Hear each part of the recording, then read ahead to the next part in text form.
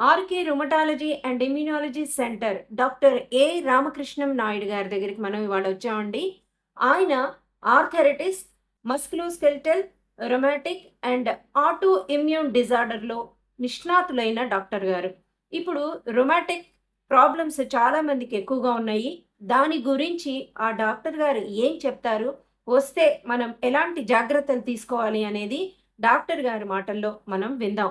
నమస్కారం డాక్టర్ గారు. నమస్కారం అండి. డాక్టర్ గారు, రుమాటిక్ ప్రాబ్లమ్స్ ఈ మధ్య చాలా మందిలో ఎక్కువైపోయినాయి. అసలు ఈ రుమటాలజీ అంటే ఏంటి? ఆ రుమాటిక్ ప్రాబ్లమ్స్ ఎలా వస్తాయి? దాన్ని మనం కనుక్కోవడం ఎలా? రుమటాలజీ అంటే ముఖ్యంగా అది రుమా అంటే కీళ్ళకి సంబంధించిన విషయం అని, ఆలజీ అంటే శాస్త్రం అని అర్థం.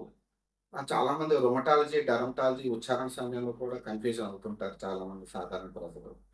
ఇప్పుడు మనం ముఖ్యంగా గమనించవలసింది ఏంటంటే రుమటాలజీ అంటే కీళ్ళ నొప్పులొస్తే ఓన్లీ రుమటాలజీ అనుకుంటారు. రుమటాలజీ శాస్త్రం ఏమిటంటే ఆటో ఇమ్యూన్ డిసీజెస్ అనేవి మన మనకు చాలా ప్రాధాన్యం పెరుగుతున్న దశలో ఉన్నాం. ప్రస్తుతానికి అన్ని దేశాల్లో కూడా అర్బనైజేషన్ పెరగడం వల్ల రొమటాలజీ జబ్బులు పెరుగుతున్నాయి. ఎందుకంటే ఆటో ఇమ్యూనిటీ పెరగడం వల్ల ఈ డిసీజెస్ అనేవి సంభవిస్తున్నాయి. ఆహ్, కీళ్ళతోనే మాత్రమే వస్తాయి లేకపోతే లేదు అనేసి అపోహలో కూడా ఉంటారు. చాలామంది అపోహలో ఉంటారు. సాధారణ ప్రజలు కొంతమంది ఎడ్యుకేటెడ్ కూడా అలాగే ఉంటారు.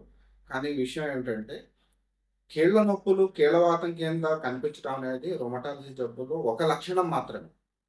దానికి 100 ఫేసెస్ ఉంటాయి. అంటే ఒక్కొక్క అంటే ఇప్పుడు ఇప్పుడు ఉన్న రీసెర్చ్ ప్రకారం ఈ 200 పైగా రకాలైన కీళ్ళవాతానికి సంబంధించిన అంటే మస్కులోస్కెలిటల్ డిజార్డర్స్‌ని మనం క్లాసిఫై చేస్తున్నారు. చేయడం జరిగింది. ఇప్పటి వరకు ఉన్న రీసెర్చ్‌లో. దీన్ని ముఖ్యంగా మనం ఆహ్, 3, 4 రకాలుగా మేము విభజించుకొని సింప్లిఫై చేసుకొని మేము గుర్తించడానికి గానీ, లేదంటే ట్రీట్మెంట్ చేయడానికి గానీ మన ప్రణాళిక చేసుకుంటాం. ముఖ్యంగా ఏంటంటే కీళ్ళవాతం, ఇన్‌ఫ్లమేటరీ ఆర్థరైటిస్ అనేది ఒక రకం. వాస్కులైటిస్ రక్తనాళాలకు సంబంధించిన వాతం అనేది ఇంకొక రకం. కనెక్టివ్ టిష్యూ డిసీజెస్ వాటిలోనే ముఖ్యంగా వచ్చేది లూపస్ అనే జబ్బు. లూపస్ అంటే స్కిన్ మీద బటర్‌ఫ్లై ర్యాష్ రావడం, జుట్టు బాగా ఊడిపోవడం, కీళ్ళవాతం కింద రావడం. తీవ్రమైన పరిస్థితిలో వీళ్ళకి కిడ్నీలు, ఊపిరితిత్తులు, నరాలు, బ్రెయిన్‌కి ఎటువంటి తీవ్రమైన సైడ్ ఎఫెక్ట్స్ అంటే పర్యవసానాలనేవి జరగొచ్చు.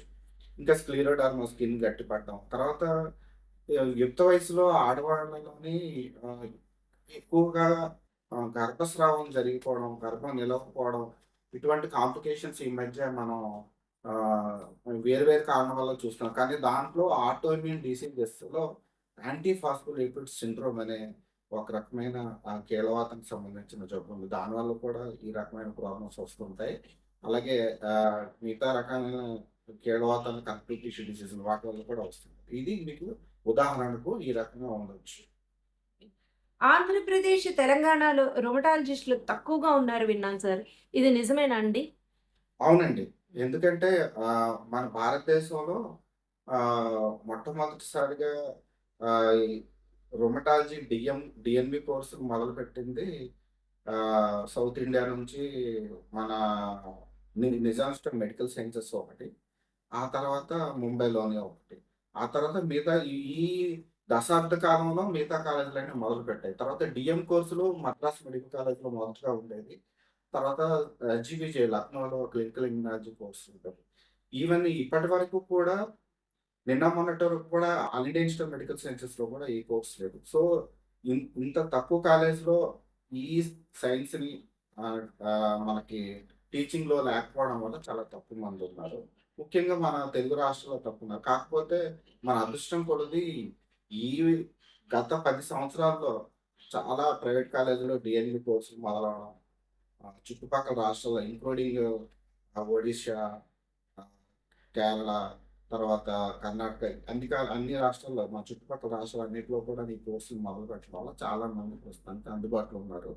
మన విశాఖపట్నంలో ప్రస్తుతానికి నాతో కలిపి ఆహ్, ఈ ఇప్పుడిప్పుడే ఒక 8 మంది డీఎం క్వాలిఫైడ్ లేదా యూకే క్వాలిఫైడ్ లేదా డీఎన్‌బీ క్వాలిఫైడ్ రొమటాలజిస్టులు అయితే ఉన్నారు. అయితే రొమటాలజిస్టులు కూడా మీకు చెప్పడం చాలా ఈ సమయంలో మీకు మళ్ళీ మళ్ళీ అందరికీ గుర్తు చేయాల్సిన విషయం అంటే రొమటాలజిస్ట్ అంటే ఎవరు అన్న విషయం కూడా మనం గుర్తించాలండి. రొమటాలజిస్ట్ అనే ఇప్పుడు qualified person recognised by NMC or NCA. అంటే అంతకుముందు ఎన్సీఏ ప్రామాణికాలకు అనుగుణంగా క్వాలిఫికేషన్ కలిగి ఉండడం లేదా ఎన్ఎంసీ ప్రస్తుత ఎన్ఎంసీ ప్రకారంగా ఆ ప్రామాణిక అనుగుణంగా క్వాలిఫికేషన్ కలిగి ఉన్న రొమటాలజీ కోర్స్ చేసిన వాళ్ళని మాత్రమే మనం రొమటాలజిస్ట్ని పరిగణించాలి. రొమటాలజీ ప్రాక్టీస్ లేదా ఇంకేదైనా ప్రాక్టీస్ ఎవరైనా చేయవచ్చు. But they are not called as rheumatologist.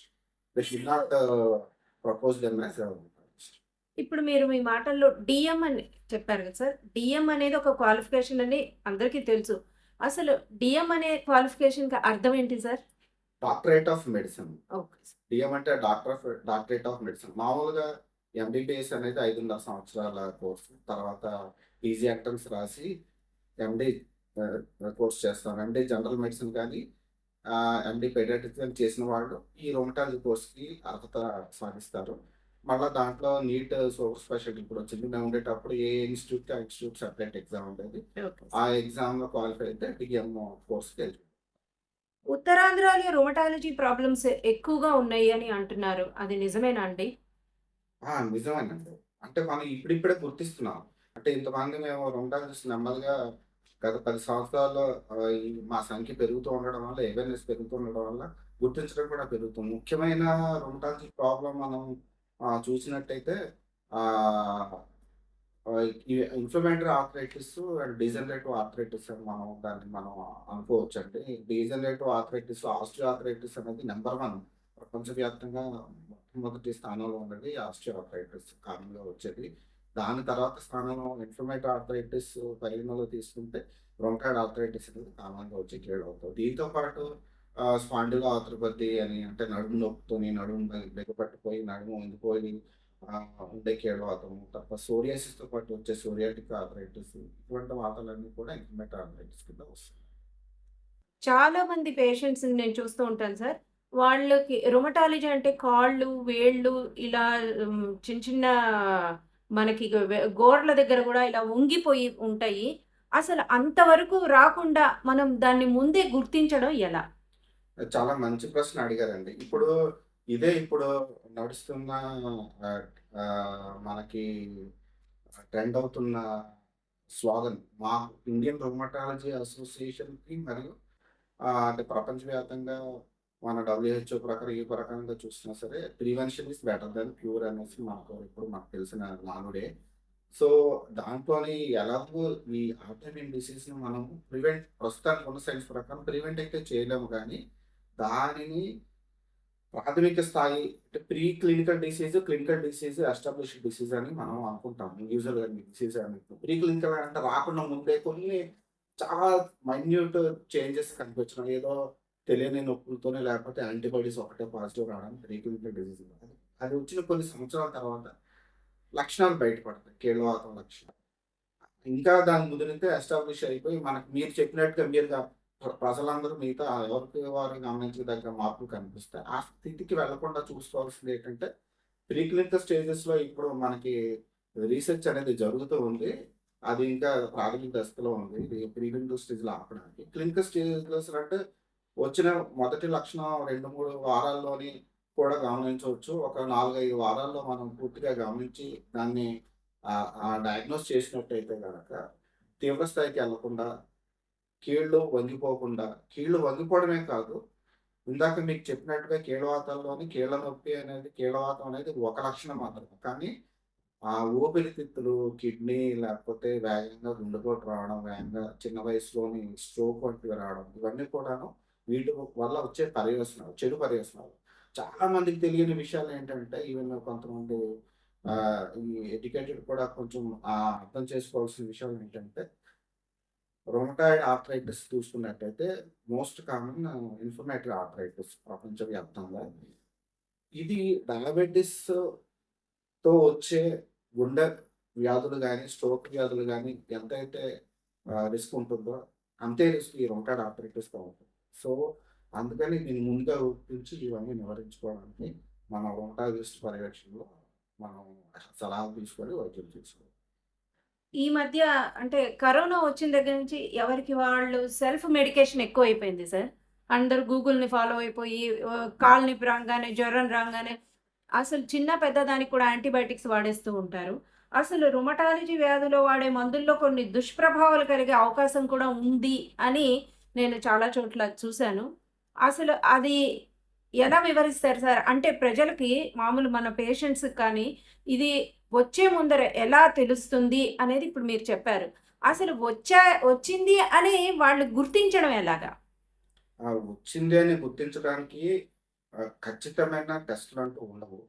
దీన్నేమంటామంటే ఇప్పుడు సపోజ్ మీకు, మీకు అంటే కామన్ మ్యాన్‌కి అర్థమయ్యేటట్టు చెప్పాలంటే డయాగ్నోస్టిక్ క్రైటీరియా, క్లాసిఫికేషన్ క్రైటీరియా అని మేము అనుకుంటాం గానీ అది సామాన్యుడికి అర్థం కాదు. డయాగ్నోస్టిక్ క్రైటీరియా అంటే ఫర్ ఎగ్జాంపుల్ గుండెపోటు వచ్చిందనుకోండి. హ్మ్. మనం ఈ గుండె నొప్పి వస్తుంది. ఈసీజీలో కనిపిస్తుంది. లేదా ట్రాప్ ఐ టెస్ట్ చేస్తే ఎలివేటెడ్ అయ్యి ఉంటది. ఎకోకార్డియోగ్రామ్ చేస్తే దాంట్లో గుండె ఏదో ఇటువైపు ఎఫెక్ట్ అయింది. అటువైపు కదలకుండా ఉండిపోతుంది. యాంజియోగ్రామ్ చేస్తే అందులో బ్లాక్ ఉంటుంది. ఇది మనం డయాగ్నోస్టిక్ ప్రాసెస్ అంటాం. కానీ ఇది కీలవాతం అనేది శరీరం లోపల ఆటో ఇమ్యూనిటీ వల్ల వచ్చే మార్పులు 1, 1, 1 ఈసారికి ఒక లక్షణం రావచ్చు. కొన్ని రోజుల తర్వాత ఇంకొక లక్షణం రావచ్చు. ఇలాగ లక్షణాలు అప్పటికి మనం చూసిన సమయంలో ఏమేమి ఉంటాయి? వాటిని అన్నిటిని మనం క్రోడీకరించి ఈ అంటే ఈ లక్షణాలున్నాయి. సో, ఈ రకమైన కీళ్ళవాతం అయ్యే అవకాశం ఉంటుందని క్లాసిఫై చేయగలుగుతాం. కానీ, ఖచ్చితమైన ఇది ఏరియా ఇప్పుడు చాలామంది ఆహ్, జనరల్ ప్రాక్టీషనర్స్ ఈవెన్ మీరన్నట్టుగా చాట్‌జీపీటీ, ఈ గూగుల్‌లో ఇవన్నీ సెర్చ్ చేసుకొని పేషెంట్‌లు ఏం చేస్తున్నారంటే కొంచెం ఎడ్యుకేటెడ్ పేషెంట్స్ వాళ్ళు సొంతంగా రొమటాయిడ్ ఫ్యాక్టర్ అని, ఏఎన్ఏ టెస్ట్‌లని చేయించేసుకొని సో, నాకిది ఉందని చెప్పి మీరన్నట్టుగానే వాళ్ళ సొంత అంటే మెడికేషన్ ట్రై చేయడానికి లేకపోతే ఒక ప్రాక్టీషనర్ దగ్గరికి వెళ్ళి వాళ్ళని ఇన్‌ఫ్లుయెన్స్ చేయడానికి కూడా కొన్నిసార్లు వాళ్ళు అంటే బాగా ఎడ్యుకేటెడ్ ట్రై చేస్తా ఉంటారు. అది తప్పు. ఎందుకంటే ఈ రుమటాలజీ మాత్రం చాలా డిఫరెంట్ ఫ్రమ్ అదర్ డిపార్ట్మెంట్స్. అంటే ఇదే చెప్పాను కదా! మీకు ఈ చెప్పిన విధంగానేంటంటే ఖచ్చితమైన ఒక ఒక లక్షణం ఒక టెస్ట్‌తోని ఇదే అని చెప్పడం కష్టం. కాకపోతే ఈ లక్షణాలు ఎక్కువగా ఉంటాయి కాబట్టి ఇదని చెప్పొచ్చు. అది గుర్తించడం అనేది. తర్వాత మీరు ప్రస్తావించిన విధంగా రొమటాలజీలో వాడే మందులతో దుష్ప్రభావాలు ఉండవచ్చు. ఖచ్చితంగా ఉండే అవకాశం ఏ మందులతోనైనా ఉండే అవకాశం ఉంటుంది. కొంతమంది సింపుల్ పారాసెటమాల్‌తో చిన్న పిల్లలు లివర్ ఫెయిల్యూర్ వచ్చి చనిపోయిన వాళ్ళున్నారు. బి కాంప్లెక్స్‌తోని కొంతమందికి దాంతో కూడా సైడ్ ఎఫెక్ట్ వచ్చిన వాళ్ళున్నారు. అలాంటిది ఈ రుమటాయిడ్ ఆర్థరైటిస్ లేకపోతే మిగతా కీళ్ళవాతాల్లో స్టెరాయిడ్ అనేది బేసిక్ మెడికేషన్. అది బ్రిడ్జ్ థెరపీ కింద కొంతకాలం వాడతాము. ఆ అంటే తర్వాత సెల్ఫ్ మెడికేషన్ అనేది దీనిలో పనికిరాదు. పనికిరాదు. ఇమ్యునో సప్రెషన్స్ దీంట్లో వాడతాం. ఇవన్నీ కూడా కొంచెం ప్రమాదంతో కూడిన మందులు. ఇది మనం పర్యవేక్షణలో మాత్రమే ఎప్పటికప్పుడు మానిటరింగ్ చేసుకుంటూ ఎటువంటి సైడ్ ఎఫెక్ట్స్ వస్తున్నాయా లేదా? సో, ఈ పేషెంట్‌కి ఇతను పలానా మందు టాలరేట్ చేస్తున్నారా లేదా? అని చూసుకుంటూ ఏదైనా సైడ్ ఎఫెక్ట్స్ వచ్చేటట్టయితే దాన్ని ఆపి దాన్ని రివర్స్ చేయడానికి లేదా దానికి విరుగుడుకి సపోజ్ మేము మెథోట్రెక్సేట్ అనే మందు వాడతాం. దానికి ఫోలిక్ యాసిడ్ అనేది మనం దాంతో వచ్చే సైడ్ ఎఫెక్ట్స్‌ని ఆపడానికి వాడతాం. చాలామంది అనుకుంటారు ఈ ఫోలిక్ యాసిడ్ ఎందుకు అనవసరంగా నేను ఆల్రెడీ అన్నం తింటున్నాను. నేను నా ఫుడ్‌లో ఉంటుంది సరిపోతుంది అనుకుంటారు. అది తప్పు. రెండోది అలానే స్టెరాయిడ్ కీళ్ళవాతం జబ్బులో స్టెరాయిడ్ వాడాల్సిన అవసరం పడుతుంటది. తీవ్రమైన పర్యవసనాలు ఉన్నప్పుడు లేదా తీవ్రమైన వాతం ఉన్నప్పుడు మనం బ్రిడ్జ్ థెరపీ కింద లేకపోతే షార్ట్ టర్మ్ గాని, కొన్నిసార్లు లాంగ్ టర్మ్ మెయింటెనెన్స్ కొన్ని రకమైన తీవ్రమైన వ్యాధుల్లో లాంగ్ టర్మ్ మెయింటెనెన్స్ కోసం కూడా స్టెరాయిడ్ ఇస్తుంటాం. ఇచ్చినప్పుడు మనం కాల్షియం అనేది మనం సప్లిమెంటేషన్ చేయాలి. ఎందుకంటే ముఖ్యమైన సైడ్ ఎఫెక్ట్స్ స్టెరాయిడ్స్‌తో మీ అందరికీ తెలిసిందే. ఆస్టియోపోరోసిస్ అనేది మనం గమనిస్తాము.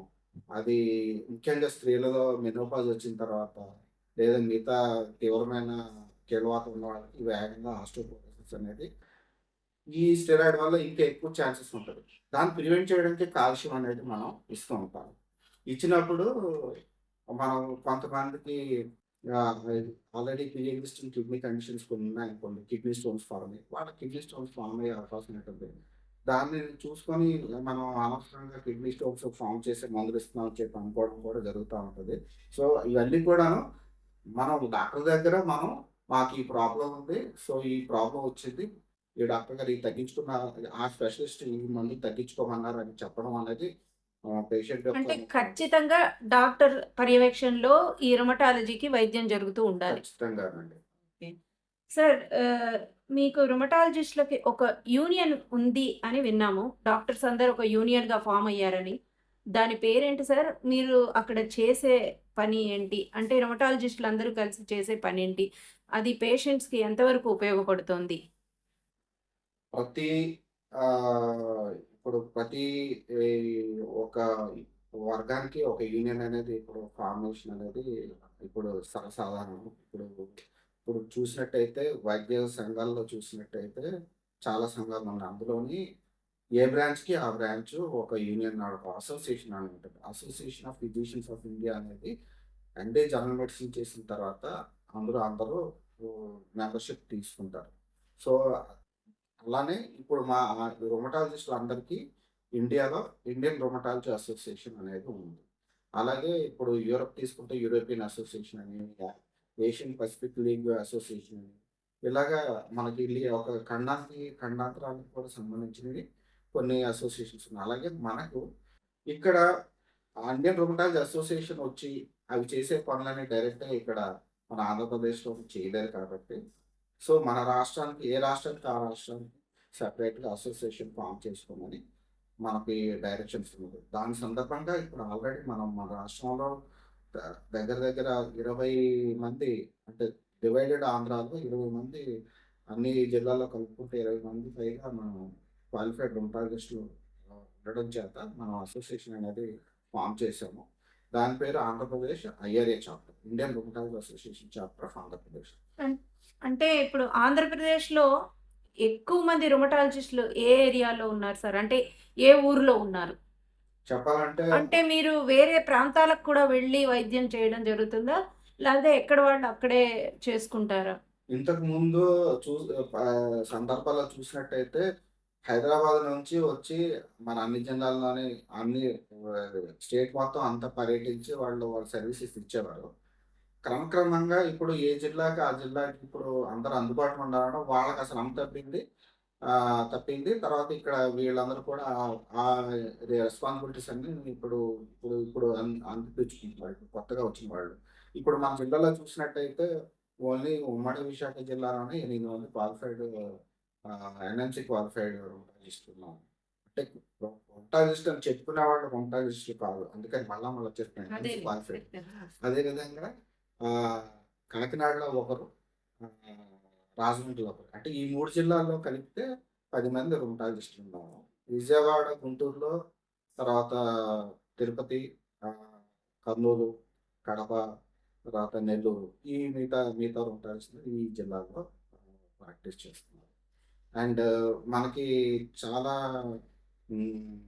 అంటే అసంతృప్తికరమైన విషయం ఏమిటంటే, మనకు 2 తెలుగు రాష్ట్రాలకి కలిపి ఒకటే డిపార్ట్‌మెంట్ గవర్నమెంట్ తరపున అది నిజాం స్ట్రెంత్ మెడికల్ సైన్సెస్‌లో హైదరాబాద్‌లో ఉంది.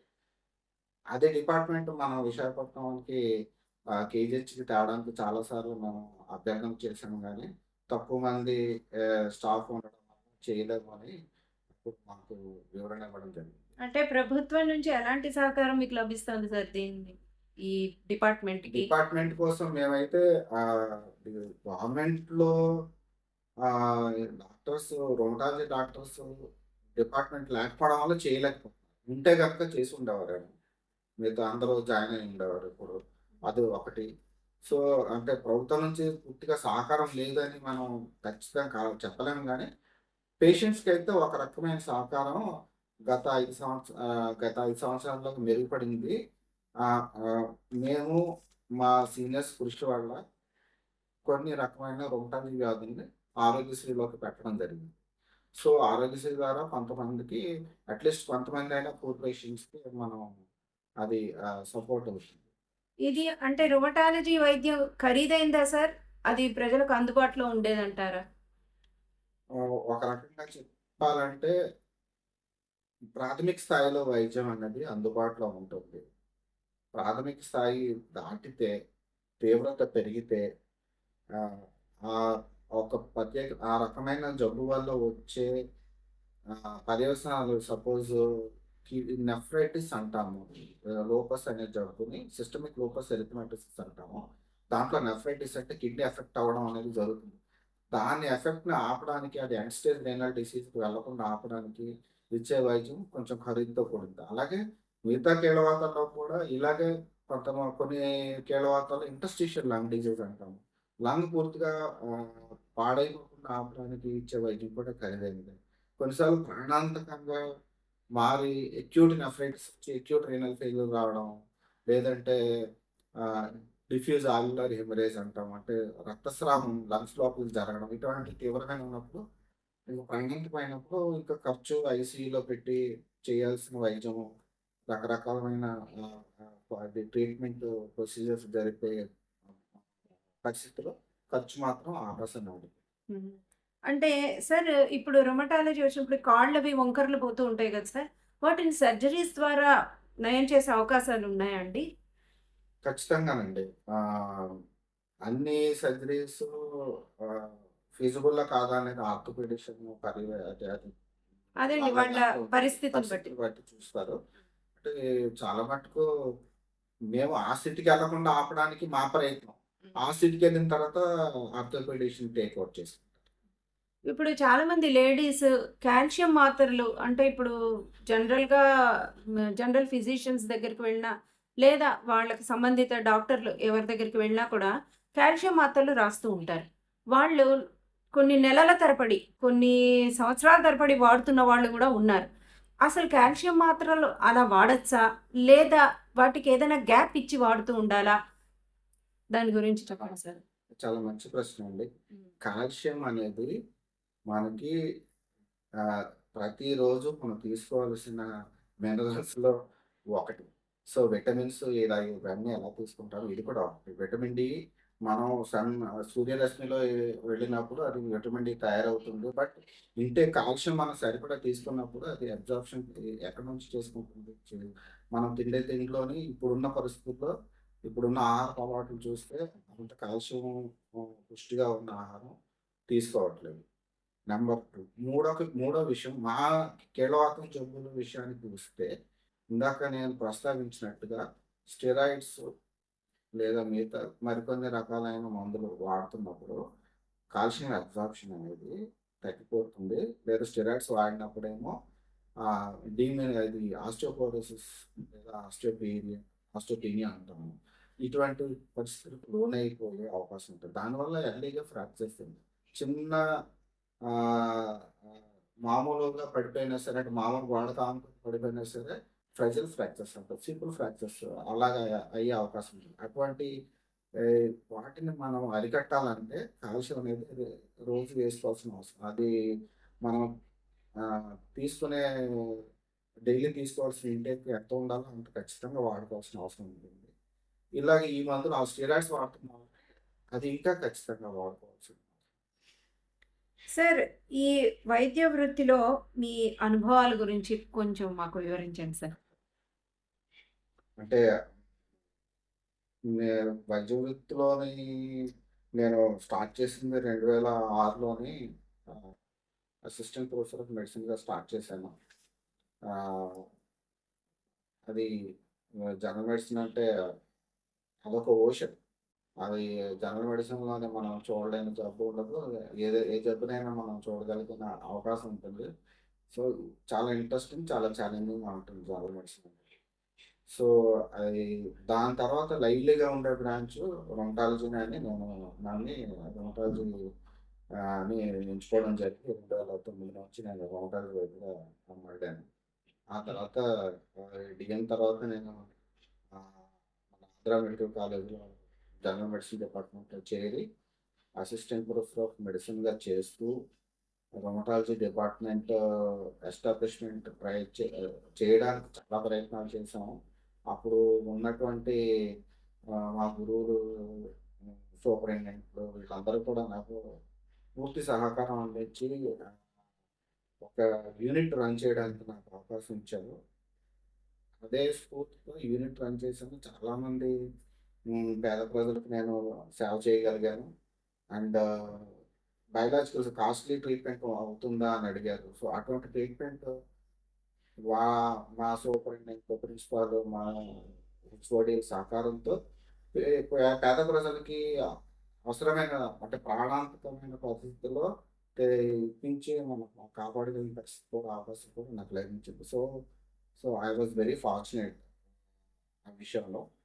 ఆహ్, తర్వాత I'm very fortunate to serve such people. అంటే ఇప్పటికి కూడాను ఆహ్, నాకు ఇక్కడ నుంచి ట్రాన్స్‌ఫర్ అయిపోయి వేరే కాలేజ్‌కి వెళ్ళిపోయిన తర్వాత కూడా ఆ పేషెంట్ మళ్ళా నాకు ఇక్కడికి వచ్చి నా క్లినిక్‌కి వచ్చి ట్రీట్మెంట్ కోసం వస్తుంటారు. వాళ్ళకి నేను ఇక్కడ ఎలాగైతే ఉచితంగా చూసామో ఇక్కడ కూడా అదే పేషెంట్ ఉచితంగా సబ్సిడీ లో మందులు లభించే విధంగా, ఎందుకంటే ఈ వ్యాధులన్నీ కూడా దీర్ఘకాలిక అవును. సమ్‌టైమ్స్ లైఫ్ లాంగ్ కూడా ఉంటుంది.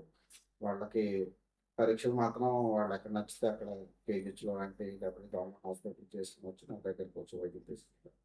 సో, ఈ విషయంలో నేను ఐయామ్ వెరీ సాటిస్ఫైడ్. సార్ జనరల్‌గా ఆర్థోపెడిషియన్స్‌కి, రుమటాలజిస్ట్‌లకి ఉన్న తేడా ఏంటండి? సో, ఆర్థోపెడిషన్ అనే అంటే జనరల్‌గా స్పెషాలిటీ 2 ఆహ్, చాలా మందికి దానికి తేడా తేడా తెలియదు. ఆ డాక్టర్ అయినా ఒకటేగా, ఈ డాక్టర్ అయినా ఒకటేగా అని అనుకుంటూ ఉంటారు. కానీ కొంతమందికి ఎడ్యుకేటెడ్ వాళ్ళకి గాని చాలా మందికి ఐడియా ఉన్నా, కొంతమందికి మాత్రం దాని వివరణ అంటే వాళ్ళ వ్యత్యాసం అనేది తెలియదు. తెలియదు. దాని గురించి చెప్పండి సార్? 2 పూర్తి విభిన్నమైన స్పెషాలిటీలు. హ్మ్. సో, ఎంఎస్ ఆర్థోపెడిక్స్ అనేది surgical branch. Master degree surgical branch.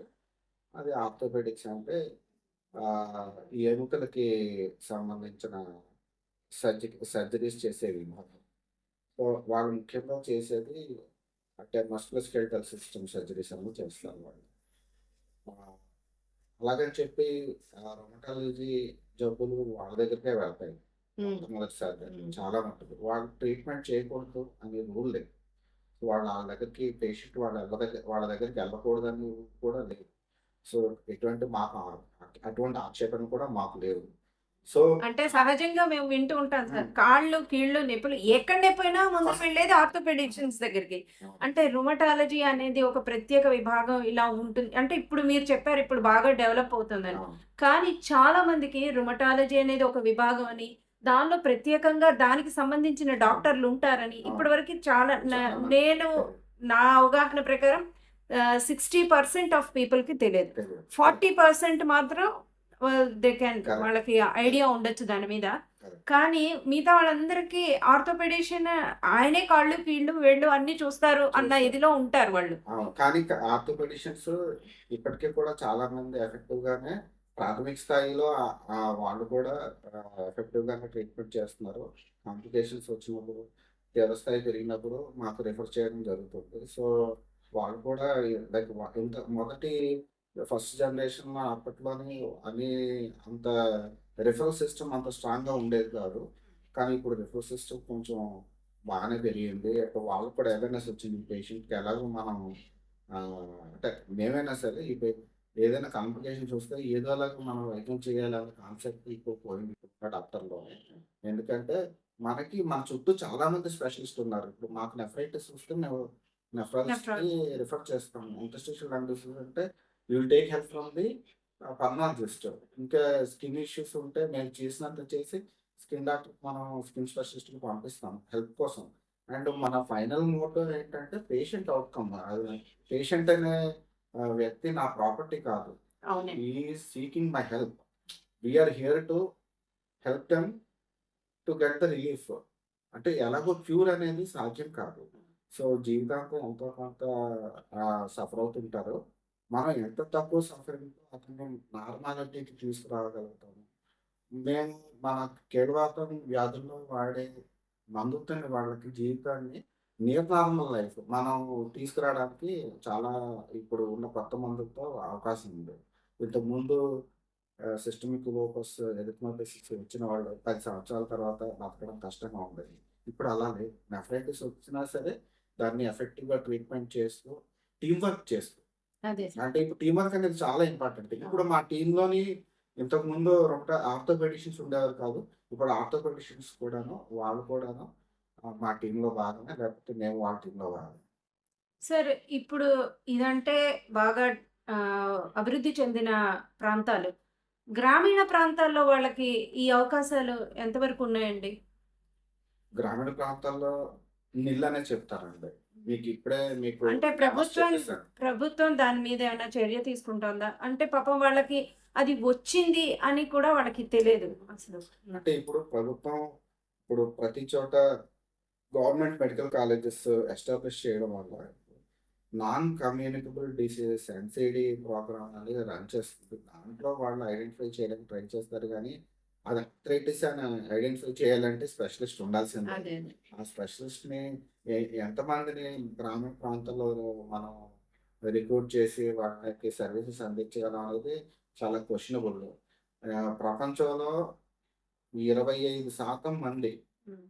సుమారుగా కామన్‌గా ఒక ఓపీకొచ్చారంటే, ఒక కేజీహెచ్ లాంటి హాస్పిటల్‌కొచ్చారంటే, అందులో 25% మంది మస్కులోస్కెలిటల్ డిజార్డర్ వస్తారు అనేది ఒక అంచనా. రీసెర్చ్ అంటారు. సర్వే ప్రకారం, సర్వే నివేదికల ప్రకారం చెప్తున్నది నేను.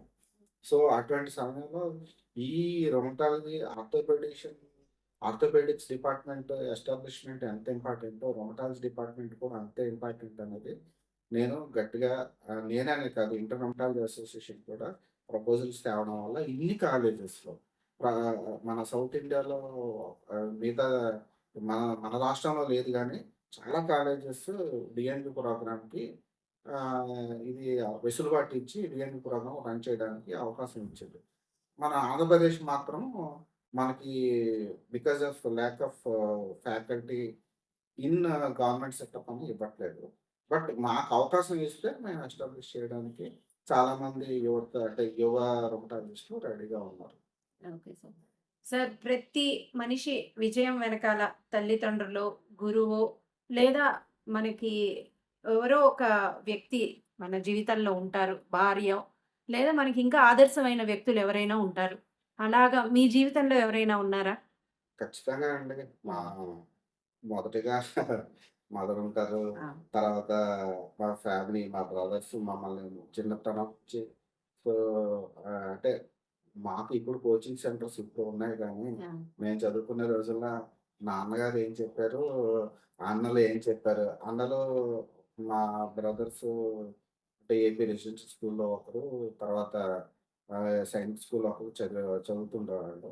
వాళ్ళు స్ట్రిక్ట్ కరిక్యులమ్‌కి అలవాటు పడి, డిసిప్లిన్‌కి అలవాటు పడి, వాళ్ళు ఎలా చదువుకోవాలి ఏంటనేది మాకు గైడ్ చేసిన సందర్భాలు, నాన్నగారు ఎలా చదువుకోవాలో చెప్పిన సందర్భాలు, చదువుకోవాల్సిన ఆవశ్యకత మదరు.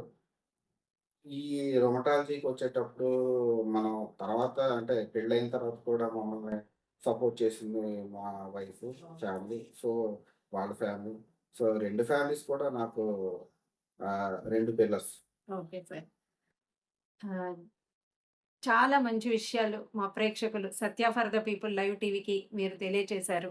ఇంకా ఇంకో ఇంటర్వ్యూలో మరిన్ని విశేషాలు మీ అంటే ఈ సబ్జెక్ట్ గురించి, మీ సేవా కార్యక్రమాల గురించి లేదా ఫర్దర్ ఇంకేదన్నా డెవలప్‌మెంట్స్ గురించి మళ్ళీ చెప్పుకుందాం సార్. మీరిప్పుడు చాలా అమూల్యమైన సమాచారాన్ని మాకిచ్చారు.